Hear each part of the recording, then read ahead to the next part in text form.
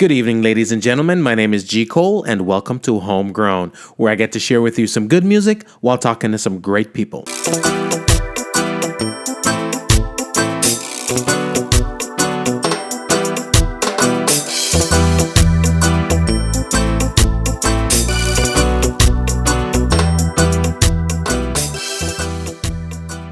Hello world, I hope you're feeling as good as I am. I want to big up all my homegrown listeners out there and welcome all the new listeners. If you haven't yet subscribed, please do, so we can keep you updated when new material is available. We will be posting new episodes bi-weekly. I want to thank also everyone who has been listening to this podcast and sharing. Please leave us a comment. We'd love to hear from you. Also, please check out the brand new website, homegrownwithgcole.com, for all things homegrown. This is episode 21. Well, I'm in the mood to have a good time tonight. Wanna know where the party people them there? End of the week, I don't wanna sleep. Wanna know where the party people them there? Me feel alright, I don't wanna fight. Wanna know where the party people them. Hey, no weapons allowed in the party. Just bring your queen and left the machine. Everybody feeling irate. No weapons allowed in the party. Now up on the scene, make sure bring your queen. Left the bad vibes on road and keep the vibes clean. No weapons allowed in the party. Just bring your queen and left the machine. Everybody feeling irate. No weapons allowed in the party. Now up on the scene, make sure bring your queen. Left the bad vibes on road before you walk in. It's time for us to have some fun, cause we work so hard, know the week is done. Party time, cause the weekend done. And we don't want no negativity. So if a badness you are praying, not invited to this party. We come to dance to the music. Take your girl by the hand. Feel the music while we use it to spread love across the land. We come to dance to the music and we're only having fun. So leave the bad vibes, leave the knives and leave all the guns, because there's no weapons allowed in the party. Just bring your queen and left your machine. Everybody feeling irate. No weapons allowed in the party. Now up on the scene, make sure bring your queen. Left the bad vibes on road and keep the vibes clean. No weapons allowed in the party. Just bring your queen and left your machine. Everybody feeling irate. No weapons allowed in the party. Now up on the scene, make sure bring your queen. Left the bad vibes on road. And that one is No Weapons Allowed by the artist Koriq. Today we're going to be talking with an artist who you might deem a fresh voice in reggae music, but has an extensive tenure as a musician. The gentleman, I'm proud to say, hails from my hometown of Ocho Rios, Jamaica. A musician I've watched grow up from a little kid playing in the church to now working with and touring with world-famous names like Tarrus Riley, Tessanne Chin, Alaine, Dean Fraser, Luciano, Queen Ifrica, Judy Mowatt, just to name a few. You name the artist, he's probably worked with him. Son of legendary Irie FM broadcaster Bob Clarke. Ladies and gentlemen, we're talking to none other than Koriq. My brother, welcome. Yes, sir. Respect, man. Give thanks for having me. Trust me, the pleasure is mine. The pleasure is mine. Everything, Chris? Cool, now. Yes, sir. All is well, man. All is well. Giving thanks. Love it, love it, love it. So, Koriq, I'm going to go straight into it so the massive can learn a little bit about you. There are very few people who can say that at 7, 8 years old, they knew what their trajectory was, where they were going to go, or what they wanted to do, or actually were doing anything related to what am I going to do when I grow up. Talk to me about how you got into music. Well, first of all, I wouldn't say that I knew from that time what I wanted to do. In fact, I was almost done with my teenage years before I knew that I wanted to be a full-time musician, like earning a living from it. Right. You know what I mean? So it really took a while before I realized that that's where my life was headed. But the story of how I started to play music was kind of interesting in terms of the fact that if somebody else was telling that story to me, I wouldn't believe it. What was one summer my sister, my big sister, went to Barbados to spend some time with her dad. Right. And when she came back, she brought a keyboard. Of course, I'm the little baby in the house and things, so nobody don't want me trouble them little electronic new toy. You know what I mean? Yeah. But so they would have hide it, take out the batteries and all them things there. But one day I kind of figure out where them keep the batteries and I figure out where them hide the keyboard. And I took it out and literally just start playing just like that. Wow. It was a song, I think it's LL Cool J name, I Need Love. Wow. And the phrase goes ping, ding, ding, ding, ding, ding, ding. And I was playing that. It was a hot song at the time in the 80s. And my sister and all our friends, them run, come out, and I wonder who I play that.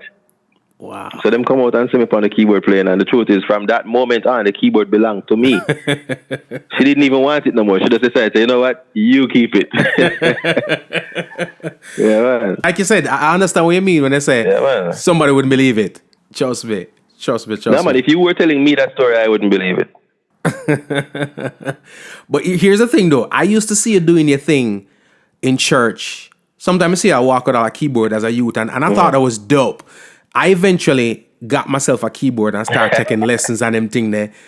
And fast forward almost 30 years later, you're playing music all around the world, and I'm still trying to finalize them 2 songs. Yeah. You know what I mean? So I know you said well, you know what?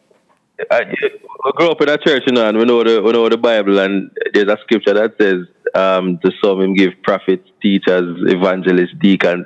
In other words, everybody doesn't have every gift, but everybody has a gift. Right. True that. That made me feel a little better. I mean, feel a little better about the cool, team. Man. You see, your gift could be bringing my talent to the world. Come here, when you open the program, you say we need to talk so the masses can hear. When you say masses, I say, yeah, I like how that sound. See that? Trust me, we got people tuning in all over Europe, the UK, Jamaica, and so forth. And like I mentioned in the intro, you're going to be a fresh voice to them, or so they think. But you've been there. You're tenured in the business itself. So, them need to hear your voice now. Yeah, well, it's a fresh voice still because, the world hasn't heard my voice. They've heard my music, but not my voice. You know what I mean? So it's still a fresh voice, even though I've been around for quite a while. Gotcha. So, and if you could see or point out that moment, or when I say moment, I don't mean a minute in time, but a point when you said to yourself or you realize, say, you know something, a music, I do it, this is it. Yeah, well, I spent some time at Edna Manley College. Should have graduated in 3 years, but it took me 4. Because you don't know, you're young and dumb and you mess around and you have fun when you should be working. Mm-hmm. So it took me 4 years. And in the third of those 4 years, earlier than that, in my second year, I realized that I kind of had to be putting myself through school. Right. And it just turns out that don't sound so sad, man. It sounds sadder than it is. But the thing is, I had to be doing it for myself at 18, 19 years old. Right. And since I was studying music, what else was I going to do to earn some money? We go play some music. Right. You know what I mean? And so the Devon House gigs opened up, and I was playing jazz here and there. Nice. And little gigs around town, and then eventually I got linked up with Sandra Brooks. That was my first, what do you call it now? The first time I was actually saying, boy, I work with an artist. Right. And I was touring all over the place with Sandra Brooks because she was really busy at the time. She really did a lot of work in the Caribbean and in Jamaica, of course. Was she gospel? And gospel music? That pretty much is yeah, man. Sandra Brooks. She used to sing with Grace Trillers. Oh, okay. I know the name. Okay, cool. Yeah, man. And so that's pretty much my introduction into actually, singing face up, playing for a living. You know what I mean? Gotcha. All right, well, we got a bag of music we need to make the masses them here, so I'm going to jump into another one right now. Not going to wait, keep it moving, keep it grooving. It is Homegrown.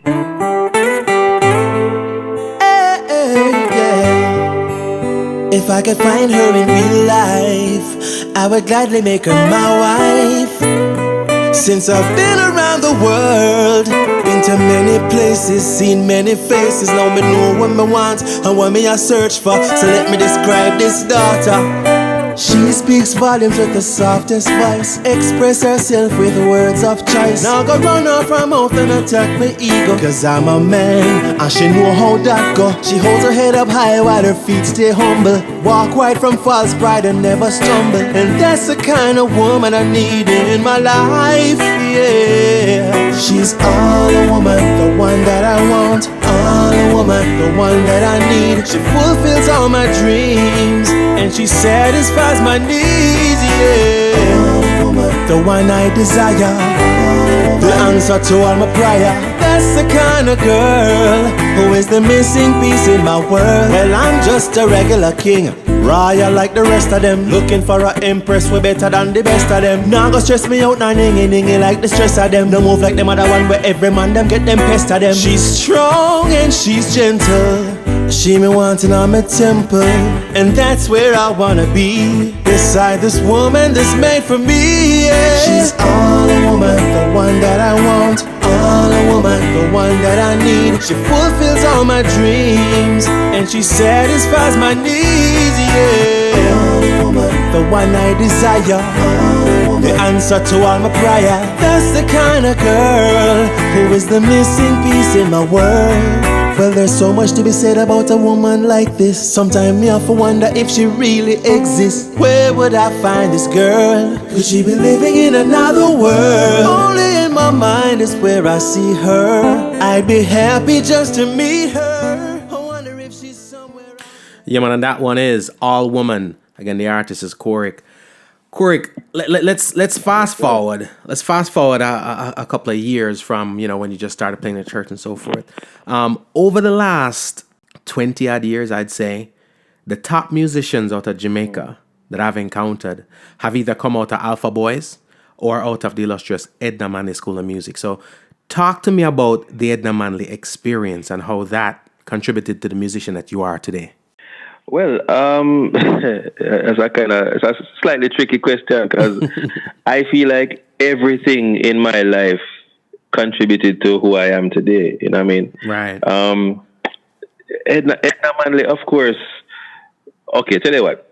When I first started doing piano lessons, I was 13 years old. Mm-hmm. Now imagine you're playing from your 7, and you started doing piano lessons at 13.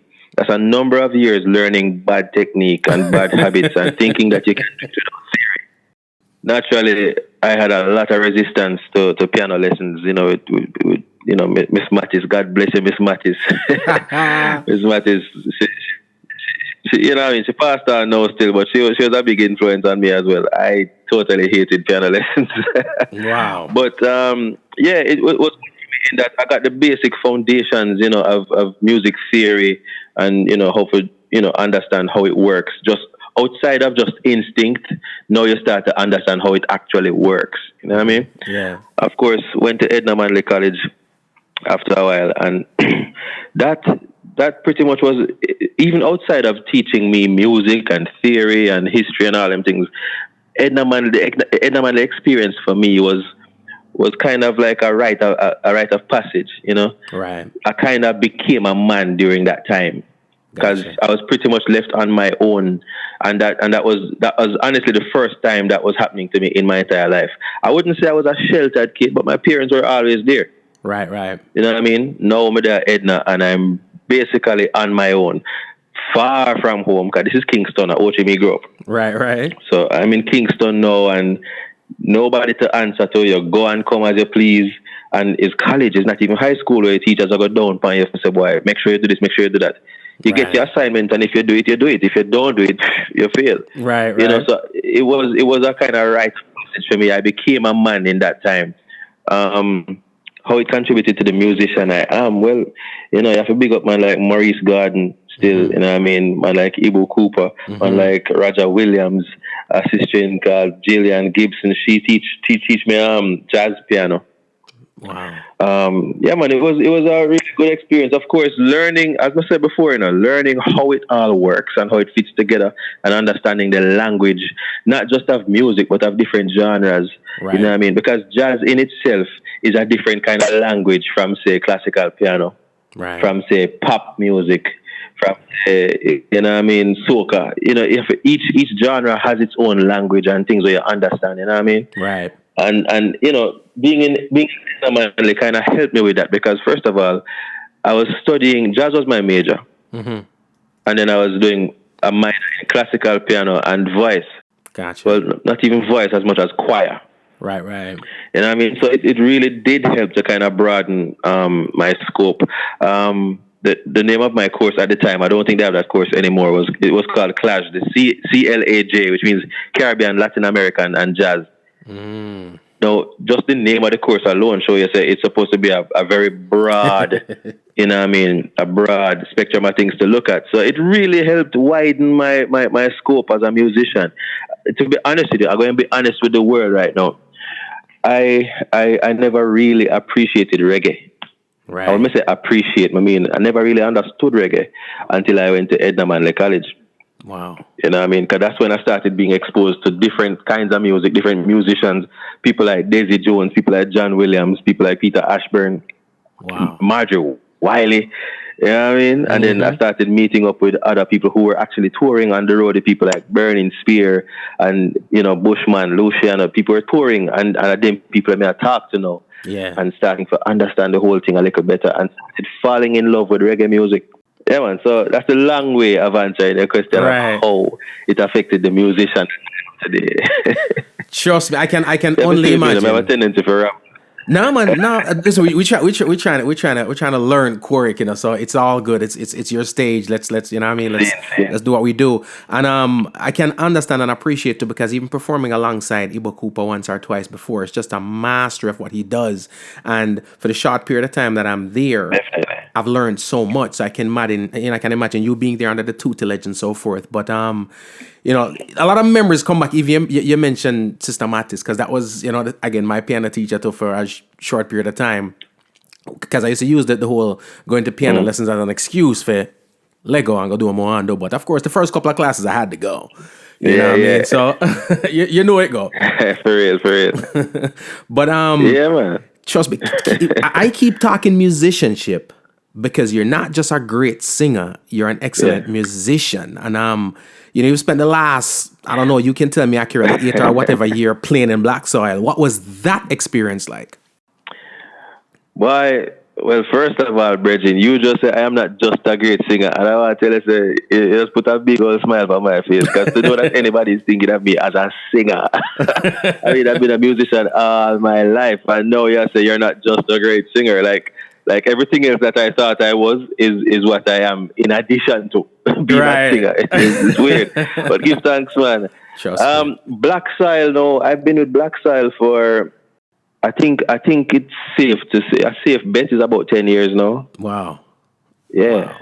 And Black Soil experience. I want to tell you, I've been touring. I've toured with many artists, including Queen Ifrica, Tony Rebel, Luciano. I've played for Shaggy a couple of times, Sean Paul as well. Whole heap of artists, enough of them. Enough artists. Beres Hammond, you know, Freddie McGregor. I played for a lot of artists. Wow. But I think the Tarrus Riley time now was the longest gig in my career as a musician. I don't think I've been with anybody else that long. And so Black Soil kind of start feeling like home. Black Soil is Tarrus Riley's band, by the way. So it's usually Tarrus Riley and the Black Soil band. Right. So Black Soil now, as far as me being a professional keyboard player, Black Soil has become home. You know what I mean? You start to get to know the players and the personalities, and you know who you can deal with certain way, and you know who you can't talk to certain way. It's like a family, you know. Right. Yeah. Because you know, say, mommy, no, like when you leave your shoes there, so don't take it up with mommy, I come. You know? But you know, you can run a couple of jokes with your little sister, but you can't do certain things with your brother now. You know what I mean? Yeah. So we kind of learn to understand each other, and I think just that understanding alone make it really comfortable. Because even when we have little misunderstandings and disagreements, the fact of the matter is, it's familiar, and you understand each other, and you just know, say, I am and I am that. I saw him stay, and nothing. I gotcha. You know what I mean? I take it personal. And of course, we get to travel all over the world, quite almost literally all over the world. We haven't been to like India, China, them place there yet. But we've traveled all over the place. We've been all over Europe, all over the Caribbean, all over the United States. You know what I mean? We've been a couple of places in Africa. You know, so we travel all over the place, and it is a wonderful, wonderful experience being able to see the world and get paid. You know what I mean? The places we've gone to, with places we've gotten paid to go, a lot of people save up for years to vacation there. You know what I mean? Right. I got you. No, you're absolutely right. I mean, experience. Getting to go do that, what you do, what you love, and seeing the world at the same time. I mean, I guess it's nothing comparable to that. Although the downside to that is, for example, I've been to Paris 5 times before I ever saw the Eiffel Tower. I know what you mean. Can you imagine that? Trust me, that's like going to Ocho Rios 100 times and never seen Duns River. Did you really go? Now you're reminded, but did I really go? You know? But I Can you feel imagine? you. Because most of the time, you know, it's airport, road, stage, road, airport. No, true. I feel you. So it's in the passport, but it's not in the mind. So I know what you mean. Exactly. I know what you mean. No, speaking of which, Tarrus Riley is undoubtedly one of the top reggae singers and performers of our generation. How was actually the time working and learning from him, and actually the legendary Dean Fraser, we can't leave out Dean, affected, you know, and shaped the artist you are today? Yeah, well, I want to tell you, it's nothing short of amazing, you know what I mean? Having been working with Tyrus for so long, I've actually seen him grow from strength to strength, you know what I mean? Yeah. The Tarrus Riley that exists now is not the same artist as back in the day. Right. You know, he was always a very good artist. He always had my respect as an artist, always. Mm-hmm. From the first time, before I ever met him, when I first heard the first album with tunes like Baba Cheer and Better This Way and I'll Be Your Friend and them tune there. You know what I mean? Challenges, actually. Challenges, I wonder. Okay. The album, the name Challenges. Nice. The very first album. I respect that artist here for as a matter of fact, you know, when I was going through a spiritual transition when I got introduced to Tarrus Riley's music. You know what I mean? And the Baba Chair tune was quite instrumental because he said, now he's growing his hair. It's the Baba Chair. And the old folks saying that he's crazy. I mean, I say, yo, the man I sing my life. I go through.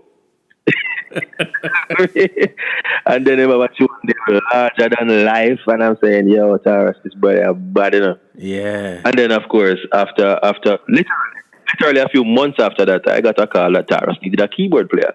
Mm-hmm. I'm going to say, hey, let's do this. Ready, let's go. I mean, by then it was She's Royal. Right. You know, that song it just really pop out and start run the place. Right. And of course, you know, as a keyboard player, I had to play that song for a million different events. Everybody want to hear She's Royal. And the first time I played that song with the actual Tarrus Riley singing, it was like magic. Wow. I couldn't believe I was actually the one. I play keyboard now. You know what I mean? So yeah, and you know, you watch your artists grow from strength to strength, and things change, and the man get more bold and confident and powerful, and you know, develop more hit songs out the road, and you know, the audience just start loving him even more. Name spread wider and farther, and you just watch the progression and you watch the thing build, and it's just amazing. You know what I mean? Working with a man like Dean Fraser now, Dean is Mr. Happy Go Lucky. Right. Dean don't really make nothing trouble him still, and you know the world will crash around you and everybody get flustered and crazy, and Dean is like, everything alright, man, don't worry yourself. Right. Every once in a while I say, Dean, get out though, and I hope him not listening, you know. It's fun to watch Dean get upset still, you know. It don't happen a lot, but when it happens, me a drop a grog. It's hilarious. But yeah, man, the Black Style experience is great, man. Oh, nice. Trust me. And again, that's the vibe I get from Dean. Every time I'm around him, just a humble, calm spirit. You know, remind me of my uncle. Just nothing bothers him. The building are burning around him. As long as the flames are touching him, he'll be alright. You know? Yeah, man. And even, man, for real. like you mentioned about Tyrus and the music and how it affected you, it's, you know, like I say, a great musician is just like a great pastime, and the work will always touch you. There's something about their work that's going to connect with you, you know, whether they've met you or not. but they capture and encapsulate what's going on. Something's gonna connect with you. So it's amazing. It's amazing. All right. We'll get now one more tune, and then we'll come back and talk to the masses. Yes, sir. All right. Keep it moving. Keep it grooving. It is Homegrown. Yeah. You make it so easy to love you, girl. You make it easy to love you. You make it easy to love you. You make it easy to love you. You make it easy. And if I knew a love like this could exist till I found you and discovered. Say me never need a bag of woman in my life, cause in you I found a friend, a party and a lover. Baby girl, every little thing my heart wish for, I got you give me, girl, and so much more. And I can't wait to see what you got in store for me, girl. You give it to me so freely, and you make me realize that loving you is so easy.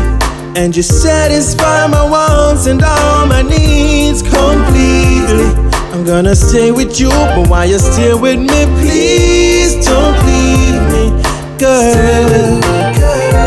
I thought my life was complete till I met you. One conversation, I could not forget you. I went to sleep that night with you on my mind. I decided I just could not let you get away. Tell me something you know happen to me every day. This your girl, I make the rude boy want to stick and stay. You're not gonna short of love, girl. I got a lot of love, more than enough. You get that brought of love from me so freely.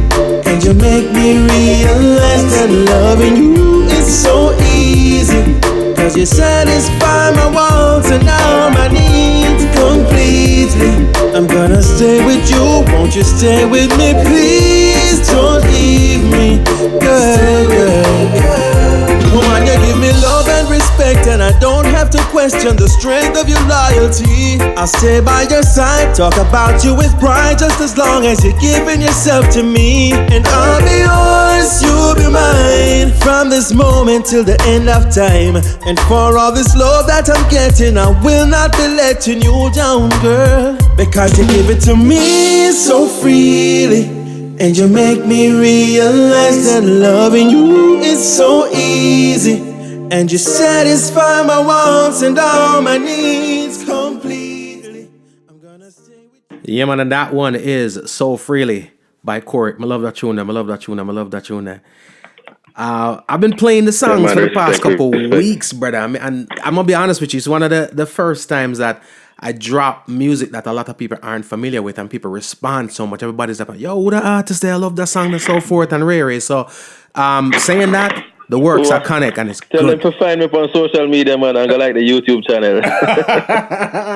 Definitely. Well, make sure so you plug that in, because them have to, you know what I mean? They got to connect, and you don't know the audiences. They always want to connect with people doing good works, and trust me, say the work's good. You know what I mean? Respect and give thanks. Now, you've been comfortably proficient behind the keyboards and singing background vocals for years. What made you say, hey, it's time for the world to hear Koriq's voice? Well, from the very first time I decided to start playing, well, not decided, from the very first time I displayed any kind of musical ability, my father has been telling me, so I need to sing. You know what I mean? Right. Him always I say, yeah, man, listen, it's good to be able to play an instrument. But sing, man, if you sing, you have a good voice, you can sing. I mean, I said, you never hear me sing it, so you know me have a good voice. But you're talking about a 7-8-year-old, you know? Yeah. And my father tell me, say, me must sing. And, you know, of course, reluctant. I was like, yo, daddy, what are you talking about? I'm a musician, man. I'm not sing. I want to sing, man. I'm bad with that. You know? Yeah. But later on in life, you know, I started to feel like, boy, you know, you just get a feeling that there's more for you in this life than what you've been doing. Right. You know what I mean? Mm-hmm. In other words, there was one moment when I started to feel like, boy, if this is all there is to my life, I don't know if I'll be a happy man at the end of it all. Right. You know? Right. And, you know, being involved in production, have a home studio set up, And been doing a lot of work with other people, producing people who can sing, people who are great singers, people who can't sing at all, with the aim of making everybody sound good at the end of the day. And I say, well, every once in a while, I get an idea, I put it down, and I record myself, and it don't sound bad at all. So one day, a virgin of mine named Kalanji come round to my studio, and I'm not so I'm helping with some rhythms and things. I'm not a keyboard player. Yeah. And we do some work, and him like when I'm here. And before he left, him said to me, say, yo, I see you sing on stage with Tyrus, and I see you play a keyboard and thing, and I see you have a studio at your yard. You don't have no song where you record. And I say, man, one and two little things I'm a fool around with. No intention to release nothing really, just messing around. And I play a couple of things for him, and him say, yo, yeah, big excitement, cuss up in bad and run up and down in the house and say, yo, you're bad, yo. And plug in back in hard drive and say, yo, go on that folder, they go on that folder, they take out that track there, yeah, that MP3 there, yeah. Yeah. And write something on that and link me. Mad. And All Woman was born from that. Wow. And that became the first single I released. Wow. Yeah, man. So big respect, Kalanje, the Aguilar, High Strong, Picante Music. Cool, you started. Cool, no? And again, Lord works in mysterious ways. Sometimes as somebody them have to send for come let you know that your voice needs to be heard. You know what I mean? Man. And the truth is, a lot of times it's not even going to be the people you expect. Because, when you think, okay, I am around Tarrus Riley and Black Soil Band and Dean Fraser and, all these wonderful musicians and producers. And it's not. None of them did tell me to sing. Right. You know what I mean? It's an ex-brethren who never in the band, none at all. Yeah, I wouldn't tell if I sing either if me want an excellent keyboard player. But I tell if come on, man. But I don't even know if it's anything like that. No, it's more of a matter of, them not looking for that talent here. Right. You know what I mean? Them already have what them looking for. You know what I mean? True. Because I do believe that, chances are if they saw it, somebody might have put a foot forward and try to develop it. Yeah. Try to develop it up. You know what I mean? I got you. But they already had what they were looking for, so they weren't looking for anything else. You know what I mean? So it's not a blame game where I play. No, I got you. And you're absolutely right. It's like a scenario where you're focused on this, so all the other things that are there, out of your peripheral, because that's not what you're looking for. I get you. Right. That being said, though, what has the response been to your music from not only the fans and the new fans that you're creating, but the long list of musicians that you've worked with over the years? Well, it's interesting that most of when you say musicians, you mean players of instruments and artists. Okay, well, the interesting thing is that many of the artists that I've worked with don't really know what I'm doing yet. You know what I mean? I don't know. Maybe it is something I'm doing wrong, why I'm not aware of it. But yeah, just the people I work directly with, like the Black Soil team know what I'm going, you know what I mean? Because I'm not doing it undercover. You can't boss undercover. Right. You know what I mean? Yeah. So they know what's up. Tyrus know, Dean know, the whole band knows what's going on in terms of my music.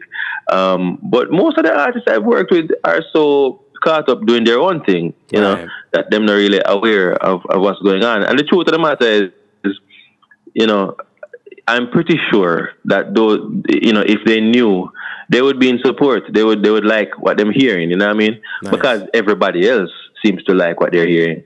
I mean, I think it's safe to say now that there are more people who I don't know loving the music than people who I know.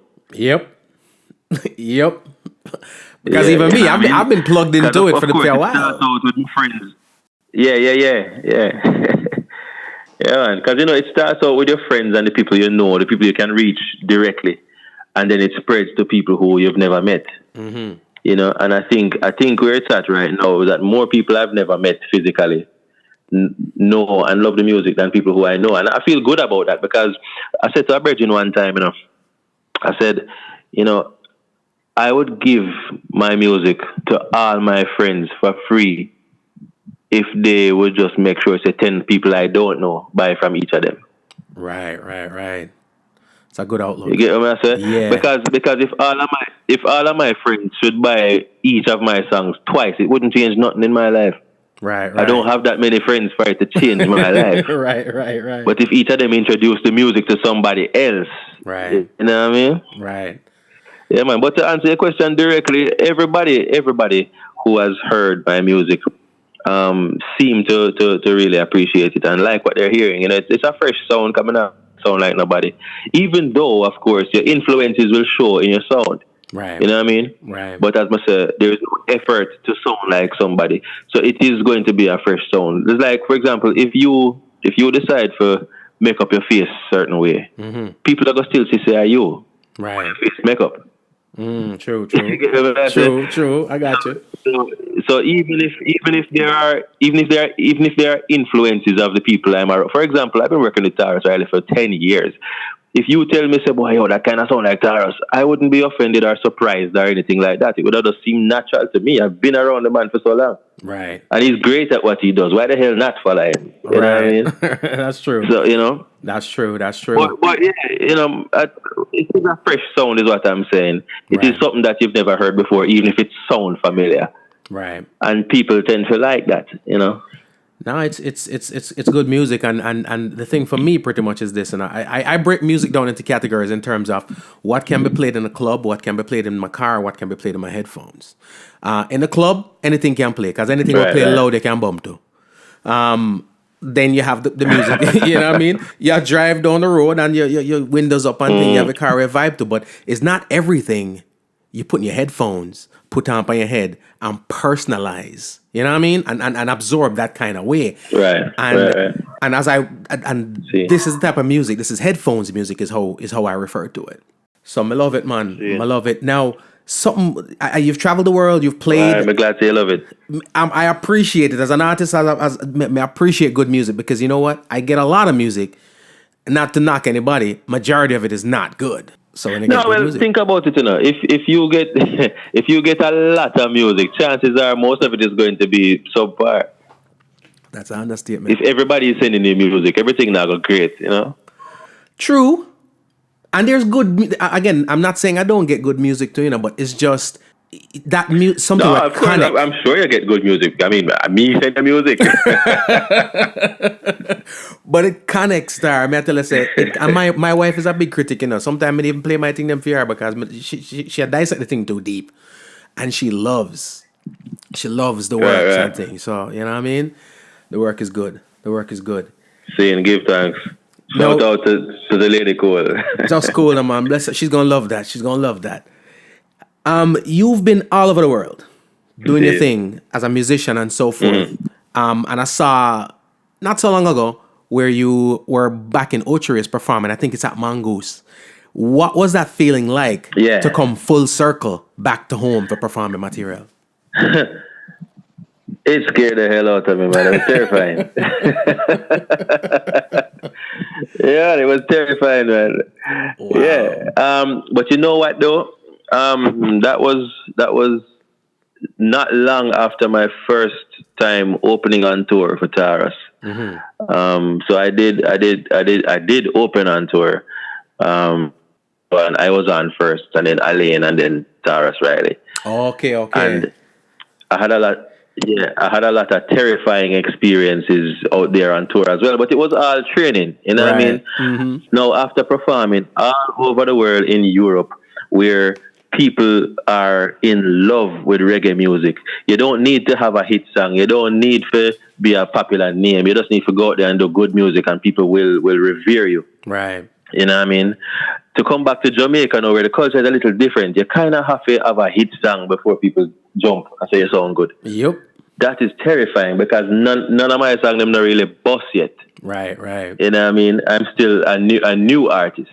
Not young by any stretch of the imagination, but very new. Right.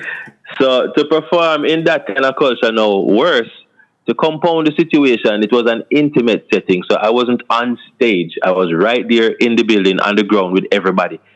Scary. You know what I mean? Yeah.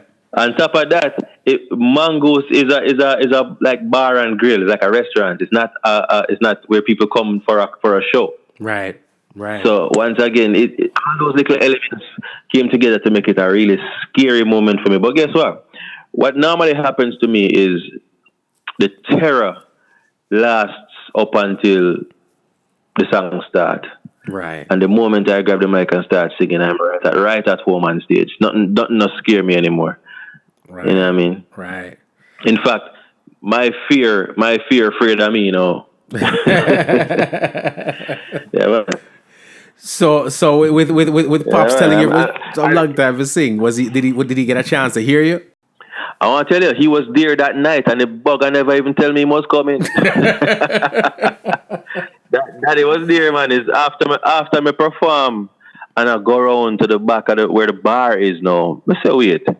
Actually, I was sitting around the back by the bar with my manager. Mm-hmm. I see this man I come towards me. I said, you look like my father, so I look at daddy. And we sit down and we had a little talk and him give me him critique and yo, I love that man, respect him, man. Trust me. Bob Clarke, big up yourself. He's been doing his thing. Trust me. A good example. One of those voices back in the day too what made me want to even do radio. You know what I mean? But much respect, Bob Clarke. Go on, do your thing. Mm-hmm. Seeing. All right, we'll talk about some more of the stuff. You remember the Radio Northeast days? Oh, yeah, man. What do you mean? All right, blood, cool. Let me come back. We talk about that. What are they? Keep it moving. Keep it grooving. Yeah, man. It is homegrown. Cool. Whole heap of song up on the road, we talk about haters, fake friends and girls that only love you for your papers. Special request to all the people, them will love you for real. The one that delivered sign and seal, so sing it with me. I've been through a lot with you, and I see that your heart is true. It's nice to know that I can count on you. Yeah. When all of my friends them gone, you still manage to hold on. Sure. It's nice to know that I can count on you. Yeah. From day one you're there with me like a shadow. Joy or sorrow, you're there with me, never left me. No matter broad road or narrow, you never get paro. You're always there. That's why I say I could never find no value in running down on you, love. I'd rather part with you, love, because you give me true love. Struggles we've been through, but we still tighter than a new glove. And I've been through a lot with you, and I see that your heart is true. And it's nice to know that I can count on you. This much is true, yeah.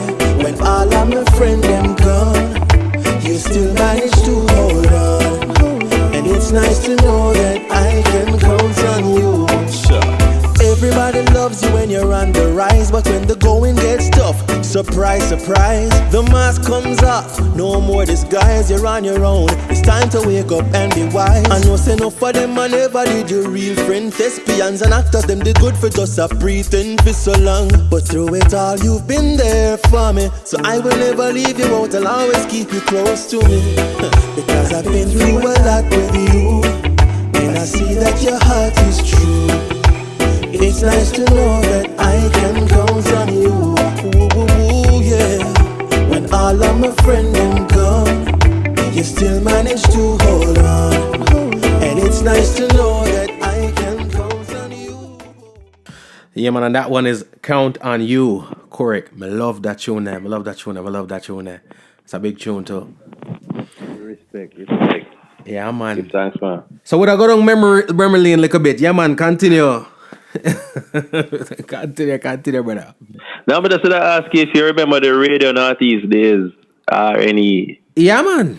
Yeah, them thing that when me I tell my kid now, reminisce about the good old days when she tell me about our Ray Shrummer them and whatever the case may be and who the pump. Nah, man, you done missed out on a lot, But that's sort of thing, though. For real. Now the music itself. Great. Yeah, man. Great. I am. The melodies are beautiful. I'm a consumer of music. I love music. But the thing that I pay attention to a lot is the lyrics. I like your writing style. Talk to me about your influences from a writer's perspective. That's influenced you as a songwriter. Wow. I'm not sure. I'm not sure how to answer that in terms of which artist and who influenced me as a writer. Mm-hmm. But there are writers that I love to listen to. For example, Edna Manley is one of my favorite lyricists. Yes. You know what I mean? Tarrus Riley is pretty damn good too. Yep. Whole heap of artists. I mean, in terms of writing, I don't know if there's any one influence, but because I just write what comes to me, I mean, I don't think about it really in terms of say, boy, I'm gonna write for sound like this, I'm gonna write that kind of style. Right. Like I might get a rhythm and I just kind of just go with the flow. And if you can step back and like what you see, then we keep moving. If not, we fix it and change it and try again. Gotcha. You know what I mean? Gotcha. But this whole heap of artists really influenced me. For example, as I mentioned, man like Edna Manley, there is Shaggy, there's Tarrus Riley, there's Ziggy Marley. Today's music, of course, we talk about man like Jesse Royal, Kabaka Pyramid, Chronics, Protege, Dre Island. Whole heap of artists, man. I mean, Barry Salmon has always been a favorite of mine. Right. I mean, I respect Romeo and Virgo, Chris Martin. I'm an old soul, so someone like Ken Booth and Alton Ellis and Sly and Robbie, and of course, I know Jamaica music alone. I mean, I'm very heavily influenced, I think, by people like Stevie Wonder, Nat King Cole, whole heap of thing, man. John Legend, of course, right? My other blind brethren, the name Ray Charles. Yo, remember the Pepsi commercial? You got the right one, baby. Hey, how far where I come from, And I'm in love with the music of Jill Scott. I think Jill Scott is just pure genius. She and the band have a band named The Roots. Yeah. You know what I mean? Yeah. As far as creativity and production where it goes, I love R. Kelly style. You know what I mean? Yeah. John Legend, I'm a Dan. Yeah. Yeah, man, what heap of things, man. I mean, I'm influenced by a lot of, like, there was always music in the house, God, Daddy used to sing on the coast before the whole Irie FM thing. I got you. Yeah. So, when you're a North Coast musician or singer, there's always a bag of music for learn. Yes. Cabaret kind of vibes. I'm going to go back. I'm going to backtrack for a minute. The first song, No Weapons Allowed. It's a funky, it's a nice kind of skyish vibe. Yeah. Feels fun. But under the vibes, under the pretty harmonies, is a serious message. Talk to me about that song, No Weapons Allowed. Well, I had a band while I was I was a part of a band while I was at Edna. The band came together basically for a benefit concert. And it was amazing. I think we modeled our thing off of another band called Jazz Jamaica. Wow. Which was just a fantastic band. It kind of sound like Scatterlights, you know what I mean? With horns and, and it's mainly ska. But it has a great jazz influence, of course, because we're all jazz students. Right. And that we had that band back in those days, and we tried to revive the band a few years ago after all of us, graduated from school and moved on and pursued different things. For example, our drummer is now playing for Edna Manley. The bass player also. Right. One of our trombone players went off and joined Uncle Sam Army. You know what I mean? Wow. One of the horn players decided to say, I'm an artist now. So everybody move on and gone to do their own thing. Yeah. And we tried to kind of bring it back together. In that time, I remember driving home one evening and just heard an idea in my head for the progression. The music came to me first for this one. And this is like halfway home, and by the time I drive through the gate and reach home, I start singing, No Weapons Allowed in the Party. I'm going to go in and I lay the track. It's a basic track. So I could go and write the lyrics and thing. Right. And, I figured, because, you see, me I'm not bad, man. Me don't know nothing about badness and garrison life, so I'm not going to write about that. Yeah. And I was raised a certain kind of way. So even when I sing about big people things, it's still kind of wholesome in a certain kind of way. Kids can listen to it and not be negatively affected. Right. You know what I mean? So, so my subject matter was always more along the positive path. Right. And I figure, so boy, too much idiot thing I go on at events where we're supposed to be having fun. Right. Why should you go to a dance and leave mourning? You know what I mean? Why should you go to a dance and reach home with blood stain on your shoes? True. You know what I mean? Them things don't really make sense to me. So I say, if I were to put on a party, like I remember there was Reggae Bash one time. Reggae Bash is the first party me know. The first stage show me know where them don't serve liquor in a glass, in a bottle. Right. You True. want a red stripe, you're getting it in a cup. Yeah. Because nobody enough to fling no buckle for nobody. You know what I mean? And so I say, well, that's a good way to go. You know, if that's going to stop the buckle flinging, fine, so be it. In the same breath, me I say, no weapons not allowed in my party. So if me I go keep a party, you know you have to leave your weapons at the door. Right. And so that was the concept of the song, you know. You know if you follow the lyrics when we start chat fast, I say, you know, forward on the scene, make sure bring your queen, left the bad vibes a road before you walk in. Yes, man. You know what I mean? Yes. Leave your weapons at home, man. I love it. So that was the concept for that song. It basically just say, boy, you know, we don't like what's going on in terms of the killing and the Bogle did a dance. The legend Bogle. True. I dance him there when him get shot. Come on, man. What that? You know? For real. Yeah, man. Too much of them things that go on, man. It's necessary. It's a necessary song. And what I like about songs like those is, and I keep using the term gummy vitamins, and I second or third time I use it, but it's a scenario where it's good for you. The message is great for you, but sometimes you have to slide it in a nice, sweet vibes, you know, for people soak it in. And, you know, and I bounce to it and think, I realize it's, you know, what it's about. And I appreciate a song like that. Yeah. Now, man. Since we're looking in the rear view a little bit as we drive down the highway, let's talk Catalyst Crew. Yeah, that was a pivotal period of time in my development. Still, Catalyst Crew was in large way a dream come true for me because I've always wanted to be a part of a band that itself was the artist. Right. You know what I mean? Mm-hmm. Ever since I started playing professionally, I've wanted to be a part of such a situation where the band itself was the artist, similar to, you know, a Morgan Heritage, a Chalice, as what Third World, Inner Circle, Catalyst. Mm-hmm. You know what I mean? Gotcha. So, so when that happened, I was ecstatic. I was slightly disappointed with the direction it took because Catalyst pretty much was a gospel entity, right? And I my ambitions have always been to kind of go wider than gospel, right. You know, and I know Christians may take offense to me talking about wider than gospel, but the fact of the matter is, when you're talking music business, once you say gospel, you lock out everybody who don't embrace Christianity or don't go church, or, you know what I mean? Yep. As a matter of fact, gospel music is for Christians. Right. When you listen to gospel music, it don't have nothing to say to people who are not Christians, really. True. And the fact of the matter is, it should, because gospel is supposed to refer to, you know, the whole process of salvation with the death, burial, and resurrection of Jesus Christ and all them something there. But that all that is beside the point. The point I'm making is, you know, it's a little disappointing with that. But outside of that, Catalyst really did help me hone my talents and skills as a musician, as a vocalist. If memory serves, I think that was where I got my first, you know, experience even doing lead.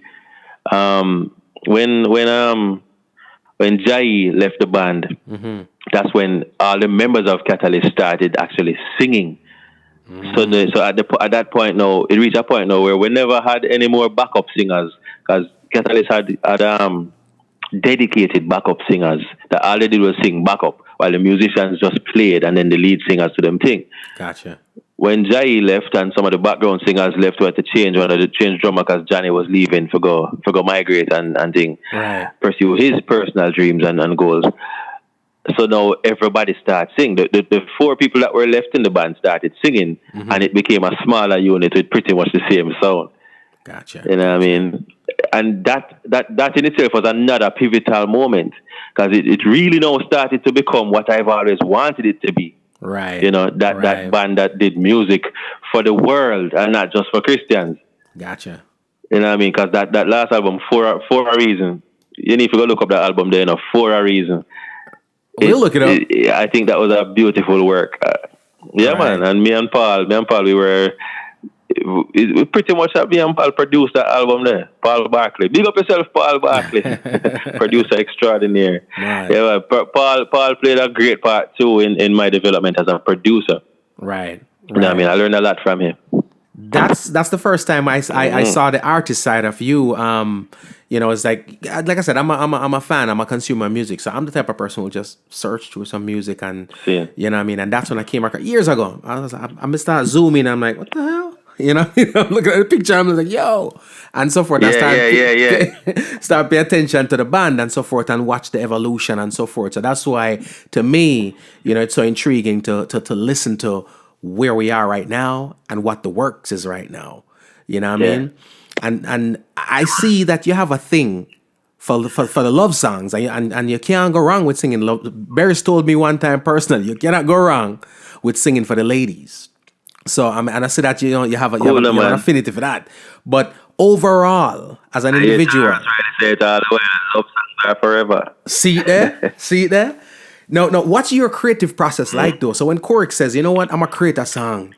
I mean, I know there's a lot of things going on in the world and things are going, you know, life goes on. We got the youths, we got everything going on. But how do you clear out that and get your creative juices flowing? What's your creative process like?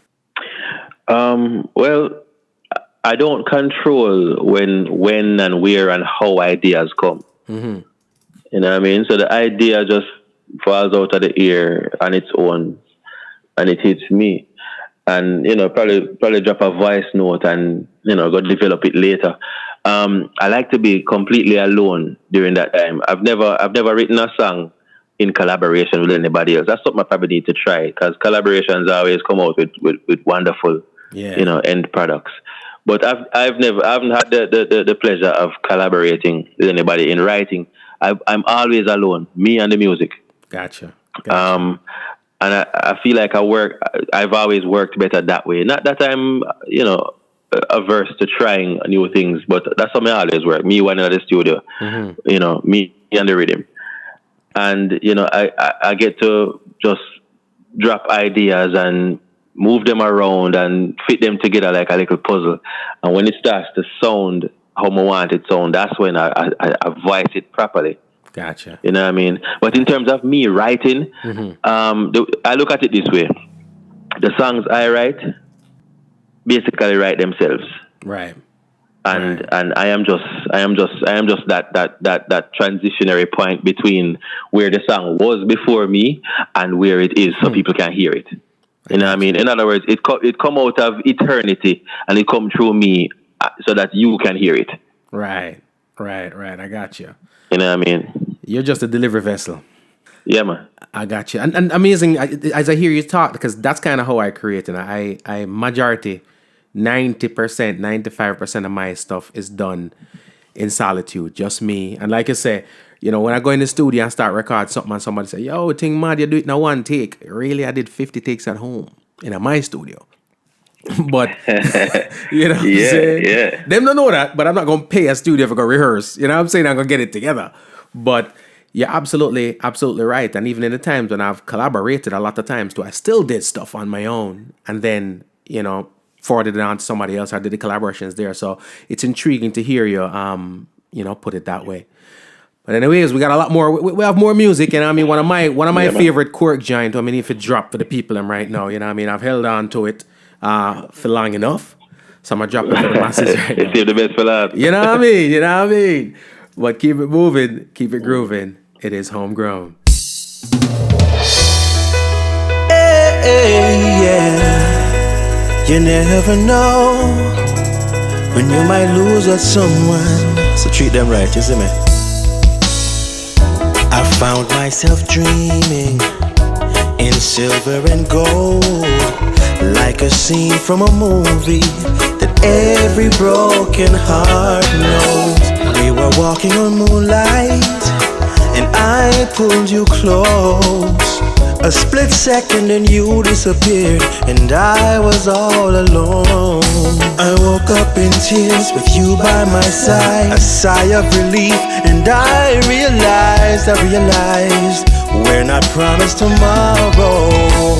So I'm gonna love you like I'm gonna lose you, and I'm gonna hold you like we're saying goodbye. Wherever we're standing, I won't take you for granted, 'cause we never know when we will run out of time. So I'm gonna love you like I'm gonna lose you. Love you like I'm gonna lose you, girl. In the blink of an eye, just a whisper of smoke, you could lose everything. The truth is we'll never know. So I'll kiss you longer, baby, every chance that I get. I'll make the most of each minute in love without regrets. Let's take our time to say what we want, use what we have before it's all gone, all gone.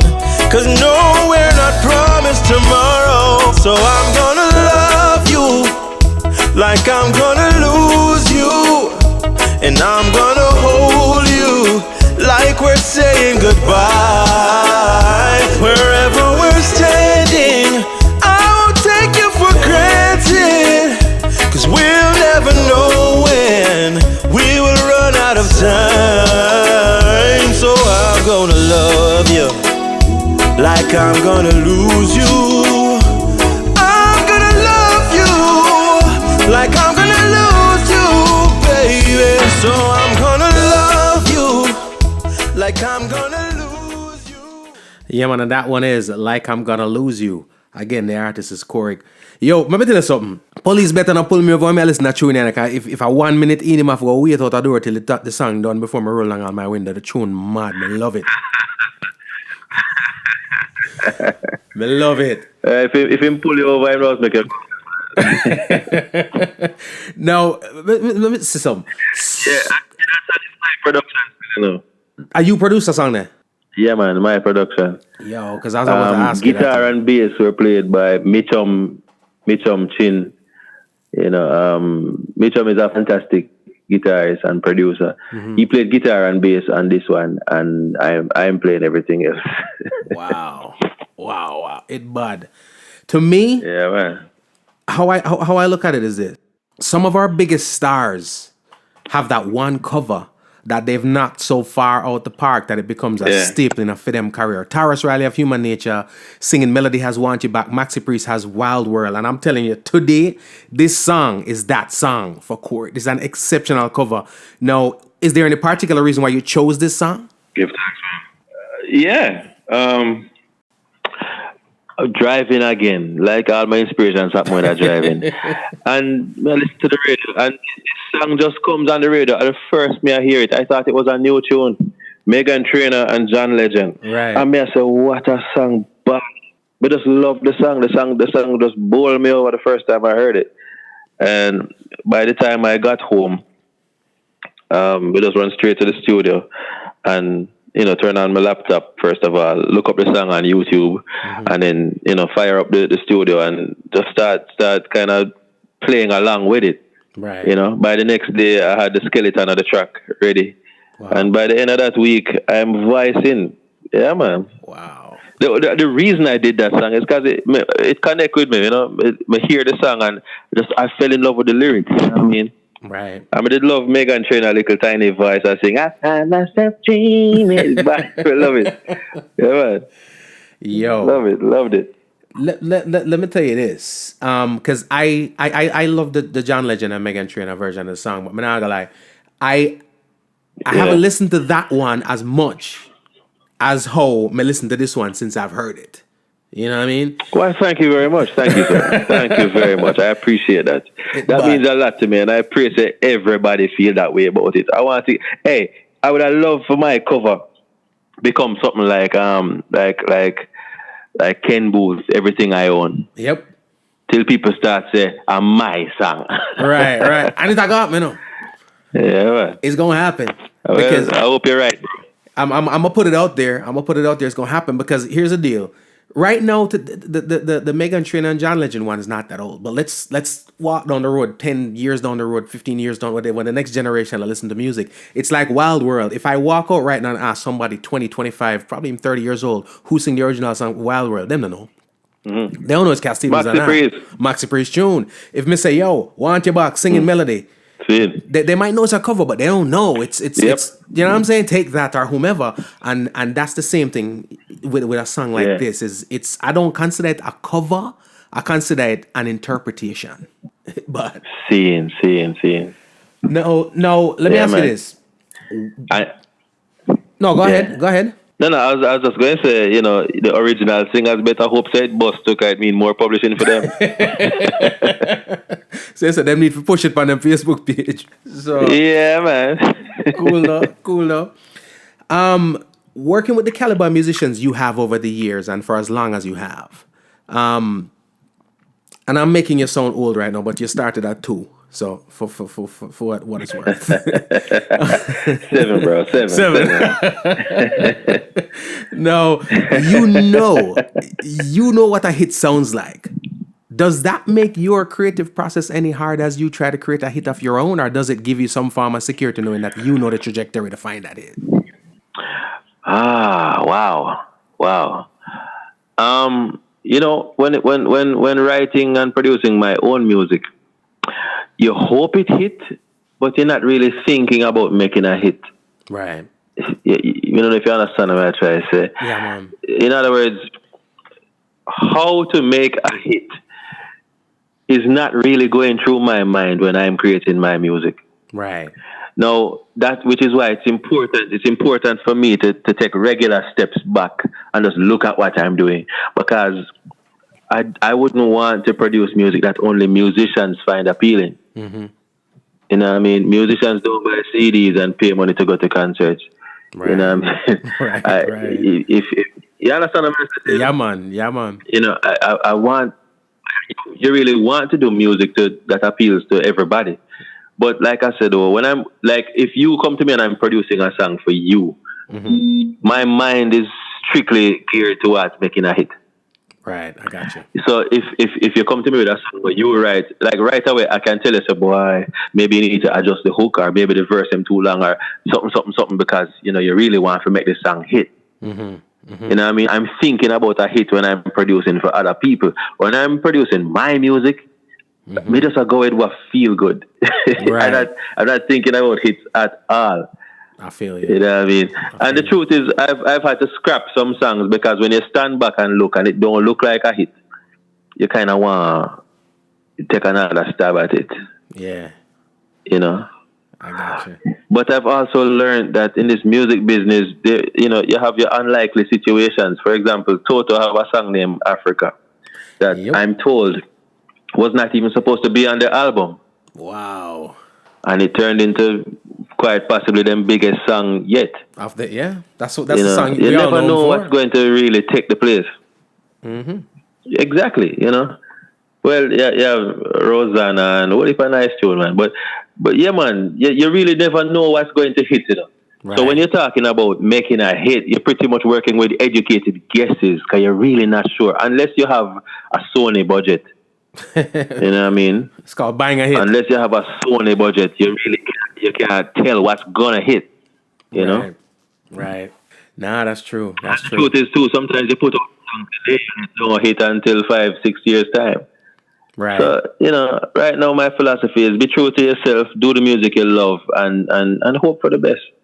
I love it. It almost has a purist approach, which is, and it's good to be able to go into that studio, going to lab and be an artist. You know what I mean? Forget about the outside things, the preconceived things, and looking too far down the road in the future. And just like you said, just create a song from within, and if it hits, which we all hope it does, it hits. Yeah. Well, let me ask you this, and I'll make this my final question for you. And I'm sure you can pick up the phone probably and call in a favor, call in a feature, call in a co-signer to a lot of people. But if you had a choice, someone from any era, not necessarily right now, who you would like to collaborate with, who would it be and why? Like right now, I'm not trying to collaborate with no dead people. Really and truly, I've actually thought about collaborating with a couple of people, and they're all quote unquote upcomers like myself. And it's not that I wouldn't want to collaborate with a more established artist, but when it comes to collaborating with established artists, my thing is when they see what I'm doing and take an interest, I'll be ready to go. I got you. But if I'm to seek out a collaboration now, it might be with probably my brethren Sean Antoine and a new artist like myself, or it might be with one of these new people like me where I try. Right. Gotcha. You know. Yeah. So just to be clear, I don't have any problems doing any collaborations with anybody. Right. But the question is, if you could choose right now, who would it be? It would be one of these people who knew, one of these new people who not boss yet. I gotcha. It might not be the best business decision, right, but it is where my heart is right now. That's the artistic answer. That's the within Koriq answer. That is probably not the answer management would give. That is an honest answer. That's the honest answer. That is as real as it gets. Maybe tomorrow my mind will change, but this is where I'm at right now.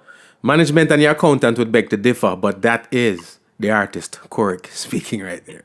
Well, them can answer when you ask them. When you ask me, that's the answer you get.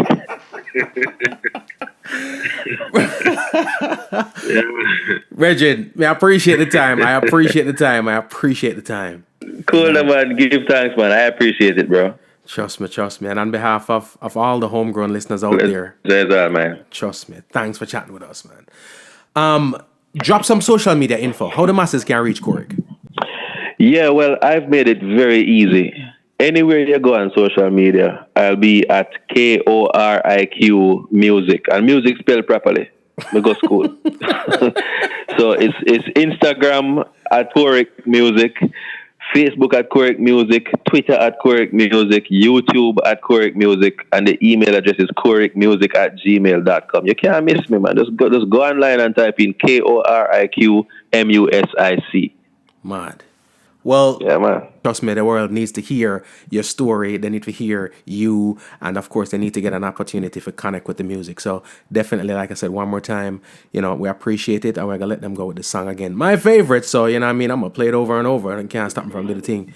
You know what I mean? Cool, man. Well, give thanks, man. I appreciate it. And big up to all the homegrown listeners and the followers of the podcast. Yeah, man, I really appreciate you taking the time out for listening to this. To listen to me, to listen to G. Cole. You know what I mean? It really means a lot to me. Anytime somebody will take the time, invest a moment out of them life to listen to me, God knows, it's a big deal to me. I really appreciate it. Trust me. Pleasure's all ours. Keep it moving, keep it grooving. It is homegrown. Yeah, man. Hey, yeah. You never know when you might lose at someone. So treat them right, you see me? I found myself dreaming in silver and gold, like a scene from a movie that every broken heart knows. We were walking on moonlight and I pulled you close. A split second and you disappeared and I was all alone. I woke up in tears with you by my side, a sigh of relief, and I realized we're not promised tomorrow. So I'm gonna love you like I'm gonna lose you, and I'm gonna hold you like we're saying goodbye. Wherever we're standing, I won't take you for granted, 'cause we never know when we will run out of time. Yeah, man. You can't ignore the sweetness of the music, man. And there you have it. Thank you so much for tuning in. It has indeed been a pleasure. If you missed any of this interview with Koriq, or to hear other interviews with some of your favorite artists, be sure to subscribe to the podcast, Homegrown with G. Cole, available on iTunes, Stitcher, TuneIn, and Spotify. Remember, be safe, be kind, and be good to each other. My name is G. Cole, and this is Homegrown. Nakikinika sa música, Homegrown with G. Cole. Estás escuchando Homegrown con G. Cole. 您现在正在收听的是 Homegrown with G. Cole。You're listening to Homegrown with G. Cole. Remember, all the music played here on the podcast, Homegrown with G. Cole, is available on iTunes, Spotify, and all your digital retailers. Please support the artists.